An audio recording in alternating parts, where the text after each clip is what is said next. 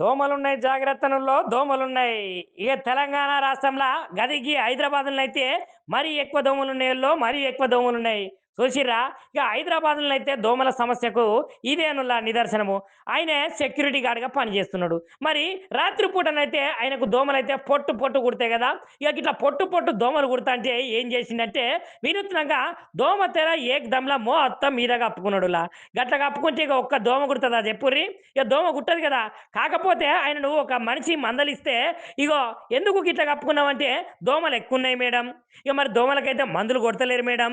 గందుకనే వినూత్నంగా గిట్ల చేస్తున్నా మేడం" అని చెప్తున్నాడట. చూడుర్రి నిజంగా వెరైటీగా లేదు ఈ ముచ్చట.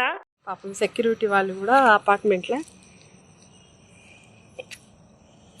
ఇట్లా కూర్చుంటున్నారు. ఎందుకు ఇట్లా వేసుకున్నారు? దోమల బాధ మేడం. అంతేనా? ఇట్లా తెల్లారి ఇట్లనే ఉంటారా?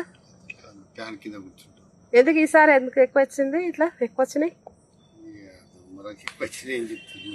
అంతేనా? దోమల మంది గవర్నమెంట్ కొడతలేదు కదా సరిగా. దోమల మంది ఈసారి రేవంత్ రెడ్డి గవర్నమెంట్ వచ్చినాక పరిస్థితులు ఇట్లా అయినాయి.